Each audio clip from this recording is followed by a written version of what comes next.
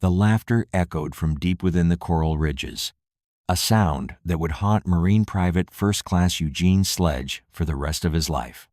From somewhere in the honeycomb of caves carved into Peleliu's limestone cliffs, Japanese voices called out in broken English, taunting the advancing Americans with crude jokes and battle cries that seemed to rise from the very stones themselves.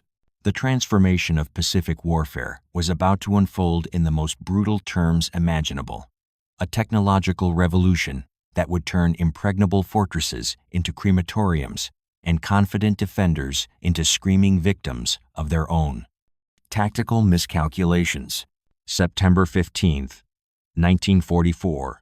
The morning air on Peleliu carried the metallic tang of naval gunfire, the sweet rot of jungle vegetation, and something else, the acrid bite of coral dust that coated everything like powdered bone. The 1st Marine Division had expected a 4-day operation to secure this speck of coral and limestone in the Western Pacific. Instead, they found themselves facing a defensive system so sophisticated, so deeply entrenched, that traditional infantry tactics seemed as obsolete as cavalry charges. The Japanese had spent months transforming Peleliu into a fortress that defied comprehension. Defense in depth wasn't just doctrine here, it was architecture. Mutually supporting caves, concrete pillboxes, and firing slits carved directly into volcanic rock created a network of death traps designed to be invisible until Marines were close enough to touch the muzzle flashes. Many bunkers used coral blocks and reinforced concrete, their entrances camouflaged with vines and debris, narrow smoke-venting shafts built to preserve the defenders' will to stay sealed inside indefinitely. What the Marines couldn't see from their landing beaches was the psychological state of the men they were about to face. Japanese soldiers, veterans of campaigns across the Pacific, had grown confident in their defensive positions. They had watched American naval bombardment shatter the surface installations while leaving their underground networks largely intact. They had food, water, ammunition, and most crucially, they had faith in their positions. When Marines appeared in the killing zones below their concealed positions, many Japanese defenders felt secure enough to mock them. Several Marine memoirs record Japanese voices or songs issuing from seemingly empty positions, moments that served as deadly invitations for what would follow. The laughter wasn't random cruelty. It was tactical psychology. Japanese defenders wanted Marines to know they were there, wanted them to feel exposed and vulnerable in the tangled jungle approaches where visibility rarely exceeded 50 yards. But Marine Corps innovation was about to answer that psychological warfare with something far more devastating than bullets or bombs. The M2 series man-portable flamethrower had entered mass production just months earlier. In 1944, a filled M2 weighed approximately 68 pounds, held about 4.75 gallons of fuel, and gave 6 to 7 seconds of continuous flame short bursts that had to be used with extreme precision. When gelled fuel, what we now know as napalm, was used, the M2's effective reach roughly doubled from 20 yards to nearly 40 yards, turning bunker entrances and cave mouths into ovens rather than mere smoke zones. The weapon system required specialized teams, one operator to aim the projector, and 1 or 2 assistants to carry the heavy fuel and propellant bottles, and to watch for snipers.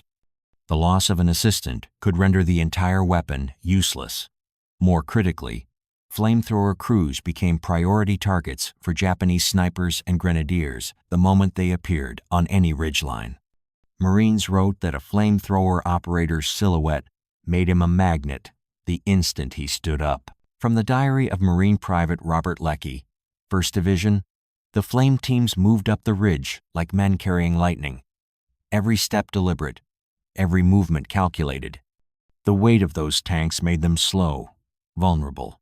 But when they reached firing position, when that orange tongue licked out toward the cave mouths, the jungle fell silent. What Leckie and thousands of other Marines were witnessing was the birth of a new form of warfare, one that would transform the psychological landscape of Pacific combat as dramatically as it transformed the physical landscape of contested islands. Before you hear how those first flamethrower attacks shattered Japanese confidence and changed the course of the Pacific War, let me know in the comments where you're watching from and what time it is in your part of the world. If this story of innovation and survival resonates with you, hit that like button and subscribe for more untold stories from history's most decisive moments. The flamethrower operators knew they were carrying more than fuel and fire.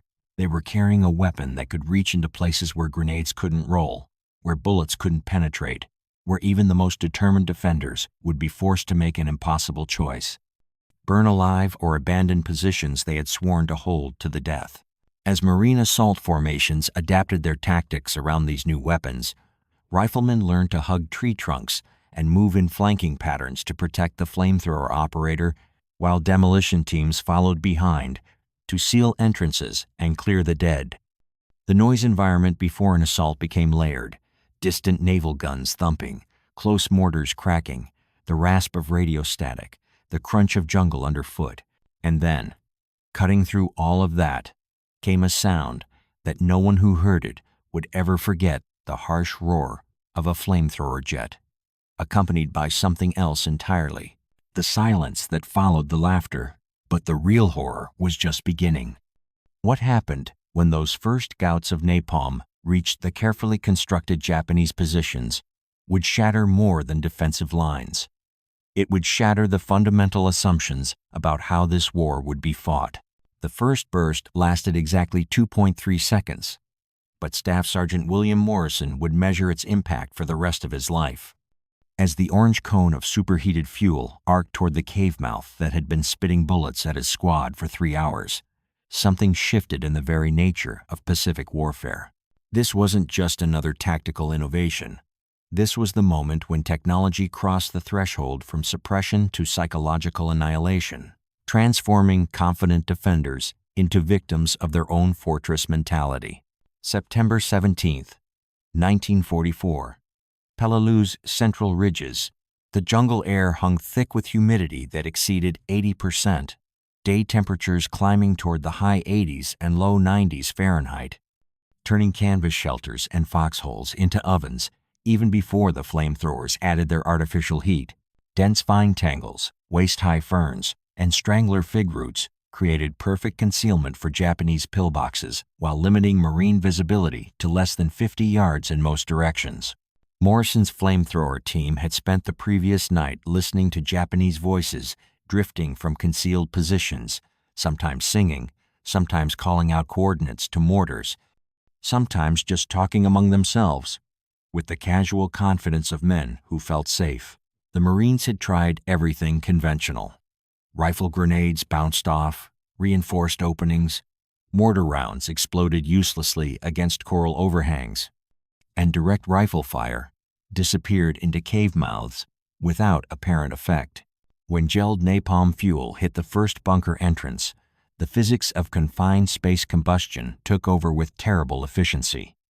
Napalm-soaked fuel clung to vertical surfaces and crawled into recessed bunker mouths, converting what had been a cool, dry chamber into an unbearable, suffocating inferno within seconds. The fuel burned with thick black smoke and an almost choking sweetness that survivors described as a mixture of burning plastic, rubber, and something else, something organic that clung to clothing for days afterward. From the combat diary of Corporal James Day, 3rd Battalion, the flame hit the cave mouth and just kept going, like liquid fire pouring into a funnel. The screaming started maybe 3 seconds later, high-pitched, desperate, then silence. The kind of silence that makes you want to confess sins you haven't committed. The psychological impact was immediate and devastating. Japanese defenders who had spent weeks mocking advancing troops found themselves facing a weapon that rendered their carefully prepared positions into death traps. The thermal dynamics were merciless. Bunkers designed to protect from artillery and small arms became furnaces that concentrated heat rather than dispersing it. Technology had turned shelter into suffering. What Marines discovered in the aftermath of those first flamethrower attacks challenged everything they thought they knew about their enemy. Japanese defenders who had held positions against repeated assaults for days abandoned them within minutes when faced with burning fuel. Some emerged screaming, their clothing smoldering, hands raised in surrender. Others never emerged at all. Marine assault formations adapted in real time to incorporate these new weapons. Riflemen learned to approach bunkers from angles that wouldn't expose them to backwash from flamethrower bursts. Engineers followed with demolition charges to seal entrances that had been cleared by flame, ensuring positions couldn't be reoccupied. The tactical evolution happened at the squad level, driven by immediate necessity rather than doctrine written in distant headquarters. The weapon's limitations became apparent almost immediately. Flamethrower fuel burn times were measured in seconds per burst, forcing operators to conserve ammunition through 2-second bursts designed to clear entrances, followed by grenades and bayonets for final clearance. The 68-pound weight of a fully loaded M2 made operators slow and vulnerable, requiring dedicated protection from riflemen who had to anticipate sniper fire directed at these priority targets. Supply lines for flamethrower fuel complicated every operation. Napalm and fuel drums had to be landed on contested beaches, transported by jeep or amphibian tractor through jungle approaches, then manhandled to forward positions in canvas containers that seemed to weigh more with every step. Logistics personnel learned that losing a fuel resupply could leave entire assault teams without their primary bunker-clearing capability.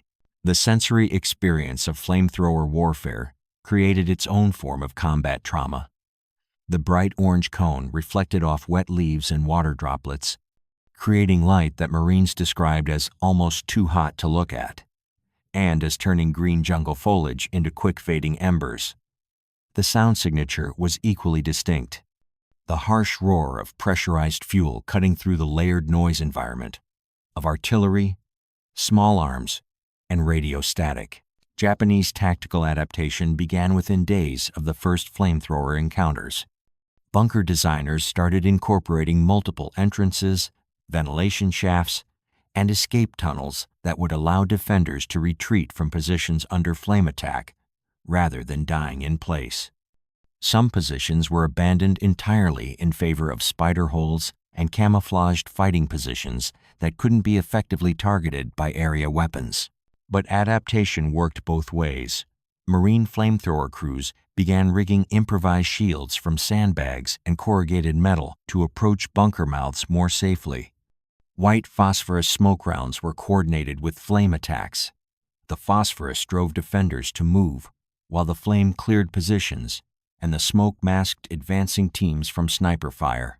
From a letter by Marine Private Eugene Sledge to his father, "We paired the flame teams with demo charges yesterday. Flame drives them out or burns them in place. Then we seal the entrance so nothing can get back in. It works, but it's the kind of thing that makes you wonder what we're becoming out here." The ethical implications weren't lost on the Marines using these weapons. Several after-action reports noted that flamethrower use prompted debates within units about the brutal efficiency of weapons that provided immediate tactical advantages while creating emotionally wrenching experiences for crews who witnessed the vivid human effects of their deployment. Field commanders discovered that a single flamethrower team could reduce defended cave complexes that might otherwise require days of costly infantry assaults. The mathematics were brutal but undeniable. Positions that had cost dozens of casualties to approach could be neutralized in minutes by flame teams, shortening operations and reducing overall Marine casualties. The transformation of Japanese defensive psychology was perhaps more significant than the tactical advantages. Bunkers that had represented security and advantage suddenly became potential death traps. The laughter that had echoed from cave mouths during early assaults gave way to a different sound entirely. What came next would test both American innovation and Japanese adaptation in ways neither side had anticipated. As the flamethrower revolution spread across the Pacific theater and fundamentally altered how both armies approached the deadly algebra of island warfare, the Sherman tank, designated Zippo, rolled across Iwo Jima's black volcanic sand, its flame projector replacing the standard 75mm gun, and Japanese defenders who had survived Peleliu's lessons suddenly realized their nightmare had evolved. What had begun as man-portable psychological warfare was becoming mechanized annihilation. The Pacific War's deadliest phase was about to unfold as American industry married flame weapons to armored vehicles, creating mobile crematoriums that could reach positions no infantry team could approach alive. February 19th, 1945, Iwo Jima. The air reeked of sulfur from the island's volcanic vents, cordite from naval bombardment, and something new, the metallic tang of superheated armor plating. Mount Suribachi loomed over beaches where flamethrower tanks were being unloaded alongside conventional Shermans, their crews already nicknamed walking ovens by the Marines who would support them. The sound environment had changed too. The deep rumble of tank engines mixed with the higher-pitched whine of flame projector pumps, creating an industrial symphony of destruction. Japanese defensive doctrine had evolved since Peleliu, incorporating lessons learned from earlier flamethrower encounters. Deep tunnels and bunkers carved into volcanic rock featured multiple entrances, ventilation shafts, and escape routes designed to neutralize the area denial effects of burning fuel. Some tunnel systems included storage niches, bunks, and tiny kitchen alcoves where defenders could survive extended sieges. Marines who entered cleared positions sometimes found personal items and Buddhist amulets hanging on scorched walls, intimate artifacts that humanized enemies while documenting the weapon's reach. The M4A 3R 3 Zippo Sherman represented the mechanical evolution of flame warfare. These tanks retained their armor protection while mounting pressurized flame systems that could project napalm over distances exceeding 100 yards. Tank crews called them Ronson lighters, after the cigarette lighter company's advertising slogan, "Lights every time." The grim humor masked genuine tactical innovation. Armored flame projectors could approach positions that would have killed infantry flamethrower teams. From the memoir of Tank Commander Staff Sergeant Michael Rodriguez, 3rd Tank Battalion, the first time we fired the main projector, the flame stream looked like dragon's breath, made real. Orange and white fire that crawled along the ground like a living thing, seeking every crevice, every opening. The heat signature was visible through our periscopes for minutes after the fuel stopped burning. Iwo Jima's assault lasted from February 19th through March 26th, 1945, producing American casualties totaling approximately 26,000, including roughly 6,800 killed. The island's defenders fought from tunnel networks so sophisticated that conventional weapons often proved useless against positions that could be reached only by flame. Japanese bunkers incorporated coral blocks, logs, and reinforced concrete, with entrances camouflaged using volcanic ash and native vegetation. The coordination between infantry flamethrower teams and armored flame tanks created new tactical possibilities. Infantry teams could clear approaches and mark targets, while tanks provided heavy flame projection against positions too dangerous for foot soldiers to approach. Engineers followed both with demolition charges and bulldozers to seal cleared positions permanently, preventing reoccupation by surviving defenders. Flamethrower fuel logistics became a defining factor in Pacific operations. Supply lines required dedicated transport for napalm drums, spare parts for flame projectors, and replacement personnel for crew positions with casualty rates significantly higher than conventional infantry. On humid Pacific islands, canvas clothing and equipment absorbed smoke and fuel residue so thoroughly that Marines reported their uniforms retaining the smell of burning fuel for weeks after operations. The psychological warfare dimension evolved beyond individual encounters. Japanese defenders learned to recognize the sound signatures of approaching flame tanks, often abandoning positions before direct attack rather than facing incineration. Radio intercepts revealed Japanese communications describing American flame weapons in terms that suggested genuine terror. A significant psychological shift from the confident taunting that had characterized earlier defensive positions. Innovation had weaponized fear itself. Okinawa's campaign, lasting from April 1st through June 1945, produced one of the highest American casualty totals in Pacific warfare. Approximately 49,000 casualties, with roughly 12,500 killed. The island's limestone caves and coral ridges required intensive flame operations that consumed unprecedented quantities of napalm fuel.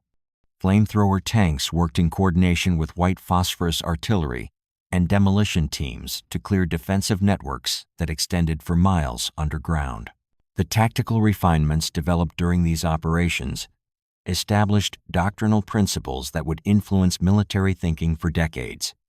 Small unit tactics paired flamethrowers with smoke rounds, flame-cleared bunkers, while phosphorus smoke masked advancing teams, and chemical irritation drove defenders to abandon positions. The coordination required split-second timing and communication between infantry, armor, artillery, and engineer units. Marine field surgeons describe burns from napalm as deep and adhesive, creating wounds that challenged medical treatment in primitive aid stations. The humid tropical environment complicated burn treatment, often requiring evacuation to hospital ships or rear area medical facilities. Combat medics learned to carry specialized supplies for treating flame casualties, including morphine doses calculated for severe burn trauma. The landscape transformation after concentrated flame attacks became visually distinctive. Blackened tree trunks, steaming leaf litter, vitrified soil where napalm had burned at peak temperatures, and a metallic tang in the air that persisted for hours.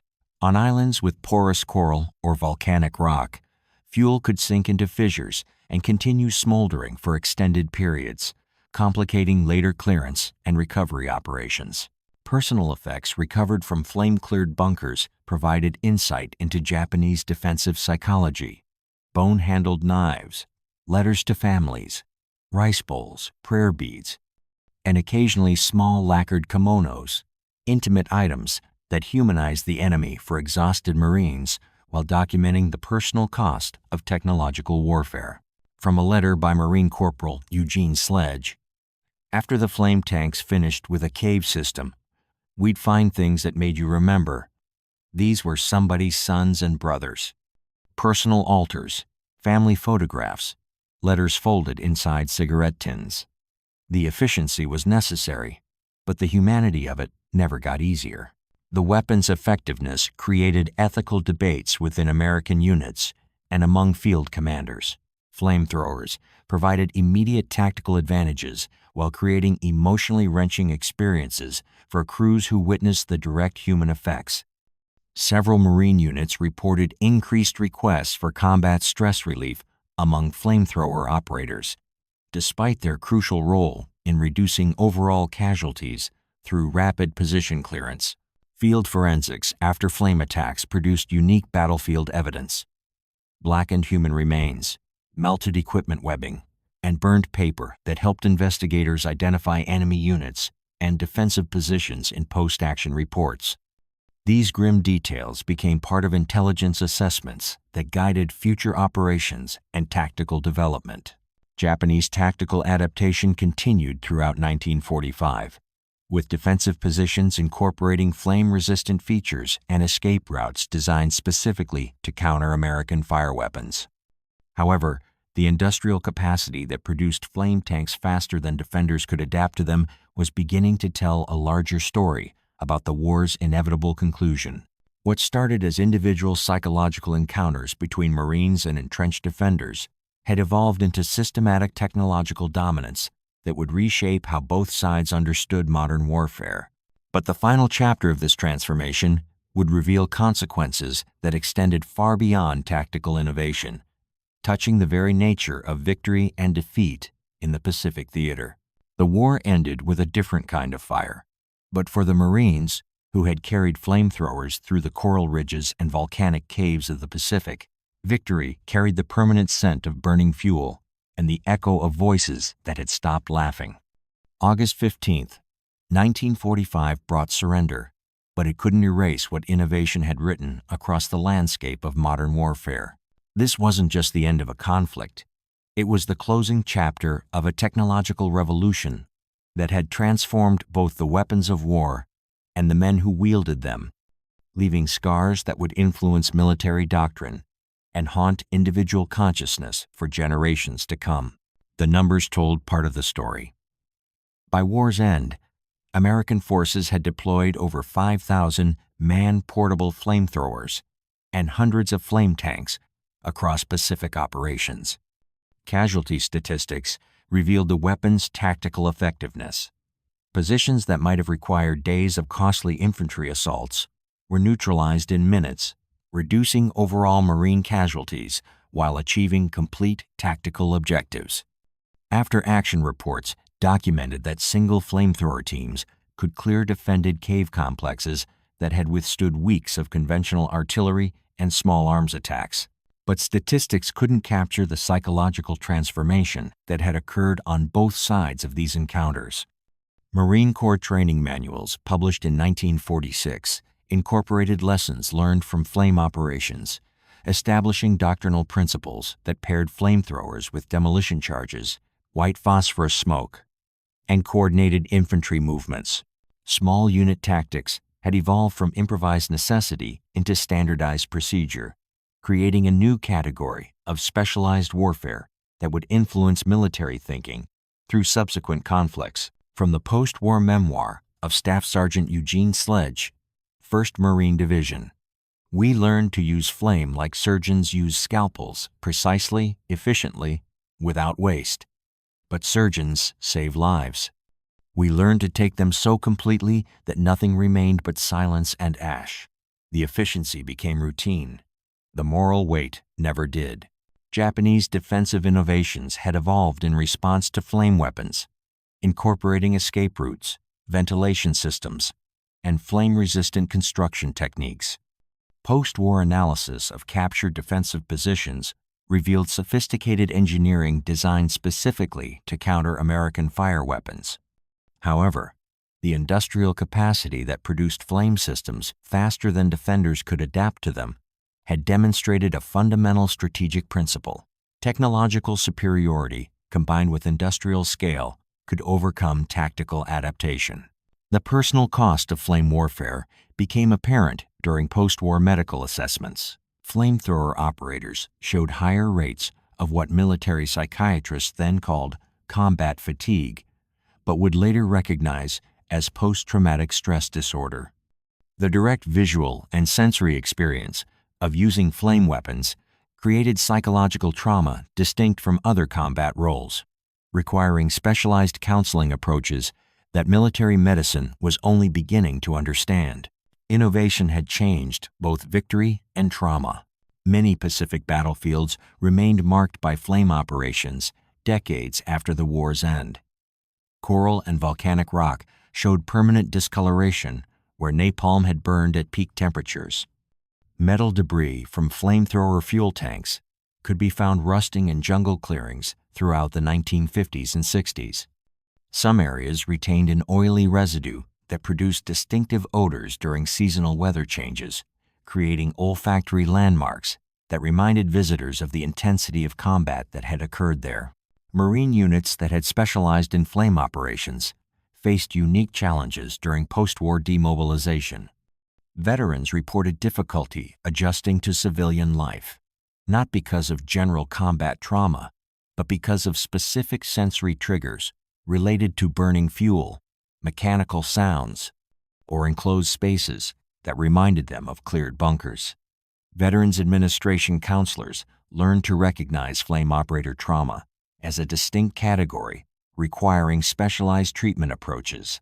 The technological legacy extended beyond individual weapons to broader military doctrine. Flame tanks influenced post-war armor development, leading to specialized vehicles designed for urban combat and fortification reduction. Man-portable flame systems evolved into multi-purpose tools for military engineering, demolition, and obstacle clearance. The tactical coordination between infantry, armor, and engineers that had developed around flame operations became standard doctrine for combined arms warfare. Japanese survivors of flame attacks who lived to see post-war reconstruction carried their own psychological burdens. Interviews conducted decades later revealed lasting trauma from encounters with American flame weapons, but also a grudging respect for the technological superiority that had made continued resistance futile. Some former defenders described flame attacks as the moment they understood that Japan's strategic position had become hopeless not because of individual tactical defeats, but because of the industrial capacity that could produce such overwhelming advantages. International military observers who studied Pacific flame operations incorporated these lessons into post-war planning. European armies developed their own flame weapons based on American designs, while military theorists debated the ethical implications of weapons that were brutally effective but created unique psychological costs for operators and targets alike. The debate over flame weapons became part of broader discussions about military technology and international humanitarian law. From a 1950 interview with former tank commander Michael Rodriguez, people ask if we thought about the ethics of using flame. In combat, you think about completing the mission and bringing your men home alive. The moral questions come later, during quiet moments when you remember what you saw through those periscopes. Both thoughts are necessary. Both thoughts are correct. The industrial infrastructure that had produced Pacific flame weapons was rapidly converted to civilian manufacturing after the war, but the engineering expertise remained within American military-industrial capabilities. Research and development facilities that had perfected napalm formulations and pressurized projection systems became foundations for post-war military technology development, influencing everything from jet engines to space exploration. Individual stories of transformation provided the most profound legacy of flame warfare. Marines who had operated these weapons returned to civilian life, carrying knowledge of what industrial warfare could achieve when applied with systematic precision. Some became engineers, applying problem-solving approaches learned in combat to civilian infrastructure projects. Others struggled with the memory of absolute effectiveness applied to human targets, finding civilian life seemingly trivial compared to the life and death decisions that had defined their wartime experience. The laughter that had echoed from Japanese bunkers in September 1944 had been silenced by October 1945. But the silence itself carried meaning. It represented not just tactical victory, but a fundamental shift in how warfare would be conducted when industrial technology was applied to military problems without restraint. The future had learned to burn. What began with individual Marines carrying 68-pound flame projectors through Pacific jungles had evolved into a comprehensive system of technological warfare that would influence military conflicts for generations. The psychological transformation of combat, the industrial mobilization of destruction, and the personal costs of using maximum efficiency weapons against human targets. All these elements had been forged in the coral ridges, where mocking voices had once drifted from concealed positions. The Japanese had mocked the Marines. Then the flamethrowers lit the jungle. And when the flames finally died, both warfare and the men who waged it had been permanently changed by innovation that proved more powerful than courage, more decisive than determination, and more lasting than victory itself. The silence that followed would echo through military history, a reminder that technological advantage, systematically applied, could transform not just battles, but the very nature of human conflict.